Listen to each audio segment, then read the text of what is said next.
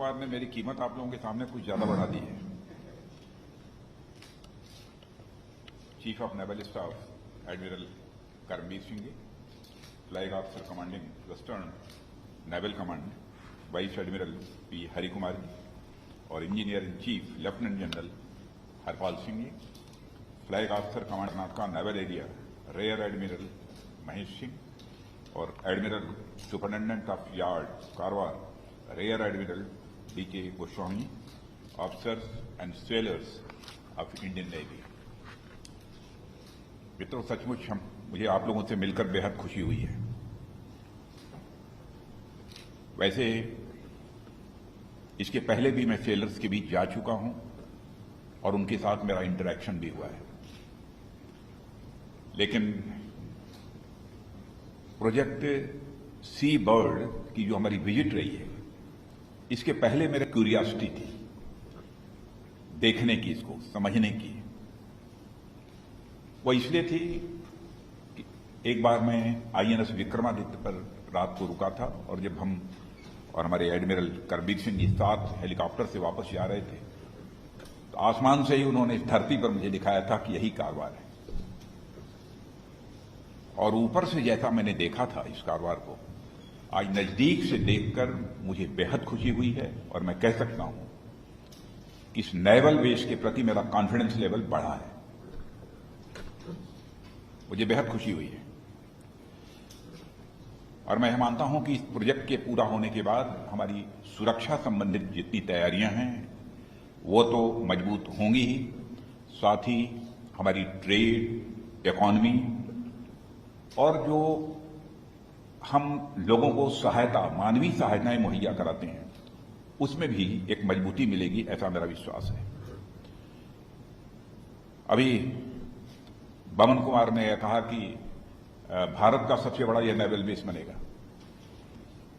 मैंने इसके पहले कहा है कि भारत का ही नहीं बल्कि बजट एलोकेशन कुछ बढ़ाने की जरूरत होगी तो उसकी भी मैं कोशिश करूंगा। एशिया का बिगेस्ट नेवल बेस बनना चाहिए, यह हमारी ख्वाहिश है, एशिया का नेवल बेस। और जब मैं ऊपर से आज मैं देख रहा था इसकी प्रोग्रेस को, तो स्वाभाविक रूप से इसका फ्यूचर भी हमको दिख रहा था, इस नेवल बेस का फ्यूचर कैसा है।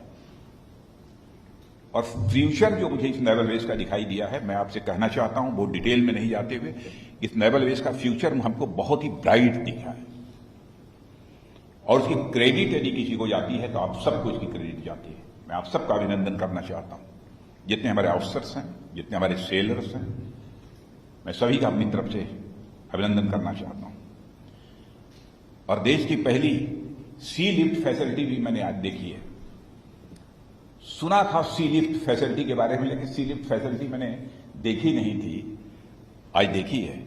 मैं समझता हूं कि भारत में शायद अपने में यह अकेली पहली यह सी लिफ्ट फैसिलिटी यहां पर होगी, अन्य किसी दूसरे स्थान पर नहीं है। इसीलिए मैं कह रहा हूं कि नेवल बेस है वो कुछ एक विशेष प्रकार का है, डिफरेंट है दूसरे नेवल बेसेस से। और मैं समझता हूं कि अब इस प्रकार की सी लिफ्ट फैसिलिटी हो जाने के परिणाम स्वरूप हमारे मेंटेनेंस पहले के कंपैरिजन में अधिक अच्छी तरह हो सकेगा, ऐसा मेरा विश्वास है। मित्रों, मैं ये कहना चाहूंगा कि मैरीटाइम और नेशनल सिक्योरिटी में जो हमारे इंडियन नेवी का कंट्रीब्यूशन है उसके बारे में मैं जितना कहूं वह कम है। ऐसा नहीं है कि केवल पिछले 2 सालों से मैं देख रहा हूं, भारत सरकार में इसके पहले भी 5 वर्षों तक इस देश का गृह मंत्री, होम मिनिस्टर होने के नाते भी मैं बहुत ही गौर से इसको देखता रहा हूं कि इस इंडियन नेवी के बारे में जितना कहा जाए वह कम है। और मैं ही नहीं, सिक्योरिटी रिलेटेड इश्यूज के संबंध में जिनको भी थोड़ी बहुत जानकारी होगी वो पूरी तरह से कॉन्फिडेंट होंगे। फ्यूचर में सबसे इंपॉर्टेंट रोल किसी कंट्री की सिक्योरिटी पे प्ले यदि कोई करेगा तो नेवी करेगी। देश की सुरक्षा में सबसे इंपॉर्टेंट रोल किसी का होने वाला है तो नेवी का होने वाला है। इसलिए मैं कहता हूं, आप हमारी नेवी कि हमारे देश की भविष्य है। देश ही सुरक्षित नहीं रहेगा तो फिर हम लोग क्या करेंगे। बराबर अपने इंपॉर्टेंट रोल प्ले किया है। 61 में गोवा मुक्ति का युद्ध हुआ था, उसमें भी आपने अपनी भूमिका निभाई थी। 71 में भारत पाकिस्तान का जब वार हुआ था तो उसमें भी आपका रोल। श्रीलंका, अदन की खाड़ी, मालदीव, इन सब सारे उसमें जो आपकी भूमिका रही है उसको बहुत डिटेल में जाकर मुझे बताने की आवश्यकता नहीं है। बहुत इंपॉर्टेंट रोल प्ले किया है और डिप्लोमेटिक रिलेशंस के साथ बनाने में भी आपकी भूमिका रही है। इस बार तो मैंने देखा कि कोविड के दौरान भी आपका जो रोल रहा है और जो भूमिका आपने निभाई है उसकी प्रशंसा दुनिया के दूसरे देशों में हुई है। कुछ देश हमसे नजदीक आए हैं, वो आपका ही रोल रहा है। और मैं मानता हूं इस तरह न केवल आप एक रीजनल डिफेंस पावर के रूप में बल्कि वैश्विक हितों के संबंध में यह इंडियन नेवी हमारे जितने ये सब कंट्री हैं उनके साथ रिश्तों को बना रही है। और सी पोर्ट्स के माध्यम से मित्रों मैं कहना चाहूंगा, सी पोर्ट्स के माध्यम से सुदूर अफ्रीका और आज के इंडियन ओशन रीजन के कई देशों के साथ हमारे व्यापारिक और सांस्कृतिक संबंध रहे हैं और आज इन संबंधों को और अधिक बढ़ाने की जरूरत है। और यदि बढ़ाने की जरूरत है उसमें भी यदि कोई सबसे इंपॉर्टेंट रोल प्ले कर सकता है तो केवल इंडियन नेवी कर सकती है। मैं बात क्यों कह रहा हूं, आज भी हमारी कोस्ट लाइन 7,500 किलोमीटर की, 1,300 हमारे कंट्री में आइलैंड, 25 लाख स्क्वायर किलोमीटर हमारा SEZ ये जो एक्सक्लूसिव इकोनॉमिक यूनिट, अब ये इस देश के पास हो तो मैं समझता हूं कि उस देश के पास सब कुछ ईश्वर ने दिया है, परमात्मा ने दिया है, या कुछ कम नहीं दिया है। और मैं मानता हूं कि हम भारत के ही नहीं बल्कि पूरी दुनिया के डेवलपमेंट में हम एक इंपॉर्टेंट रोल प्ले कर सकते हैं। भारत के पास वह कैपेबिलिटी है, भारत के पास वह कैपेसिटी है, लेकिन उस अपनी कैपेसिटी को पहचानने की भी जरूरत है। कभी कभी हम ये भूल जाते हैं कि हम हैं क्या। हम मान लेते हैं कि हम बहुत छोटे हैं, कुछ नहीं कर सकते, दुनिया की बहुत बड़ी बड़ी ताकतें हैं, उनके आगे हम कैसे खड़े हो पाएंगे। अरे हौसला हो तो बड़ी से बड़ी ऊंचाइयों को पर विजय प्राप्त की जा सकती है। लड़ाई होती है, विजय यदि हासिल होती है हौसले से होती है, केवल हथियारों से नहीं होती है, जज्बे से होती है। वह है, इस बार आपने देखा होगा कि करके दिखाया भी हम लोग, नाम नहीं लेना चाहता, आप लोग जानते होंगे। यह है हमारी फौज के अंदर। और मुझे यह भी बताया गया कि पूरी दुनिया का 2/3 से अधिक ऑयल शिपमेंट, 1/3 बल्क कार्गो और आधे से अधिक कंटेनर ट्रैफिक हमारे महासागरीय जो क्षेत्र हैं, सी रूट हैं, इसी से होते हैं।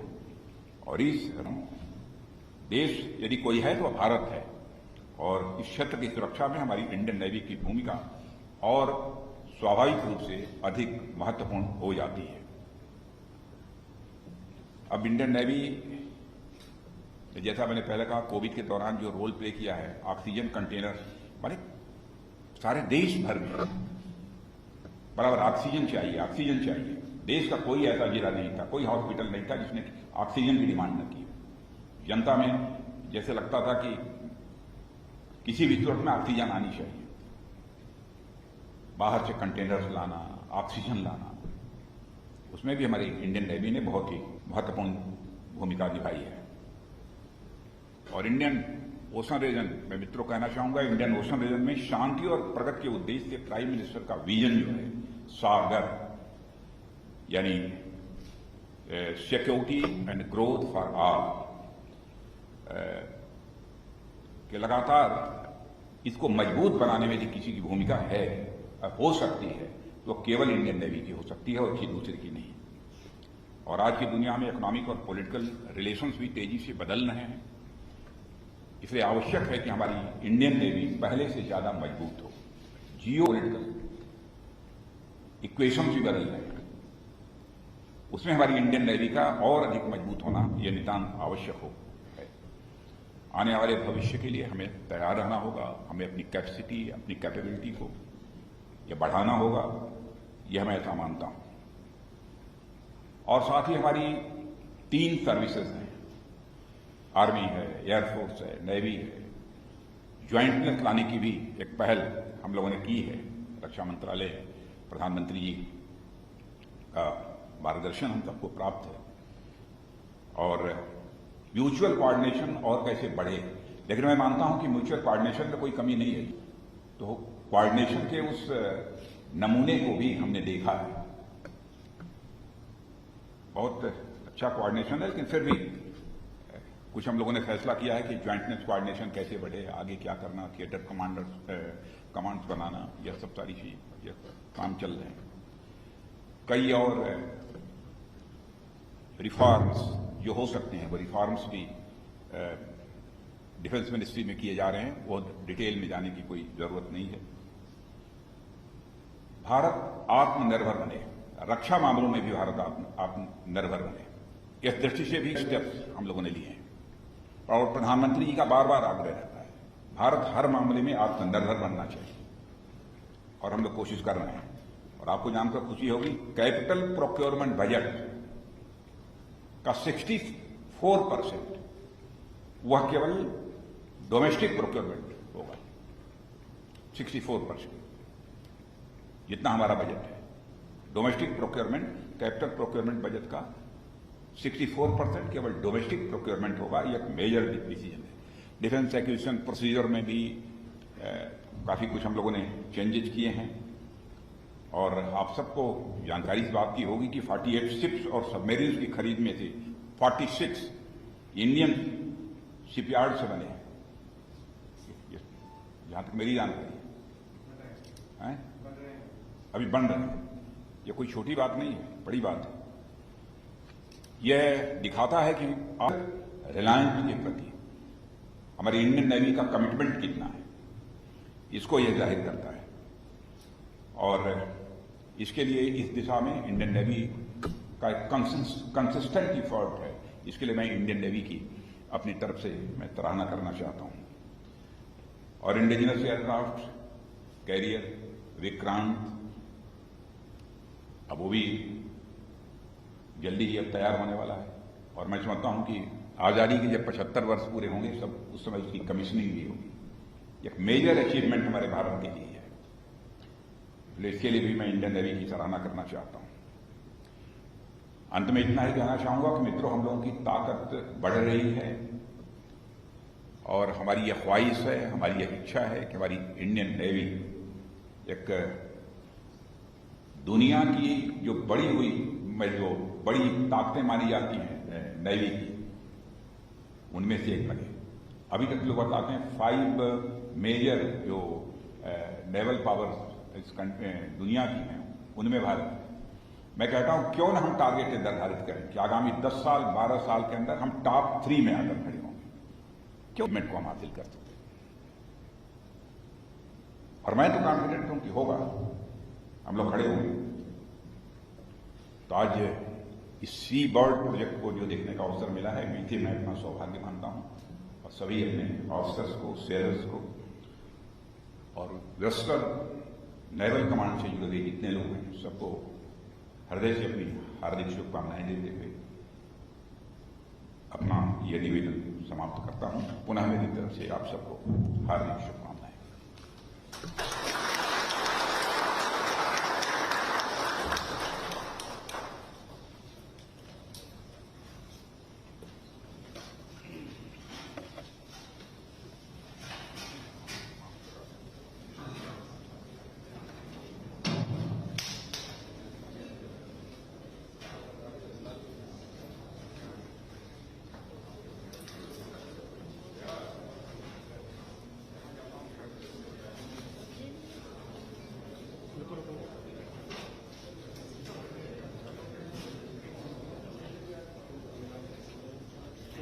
तो बहुत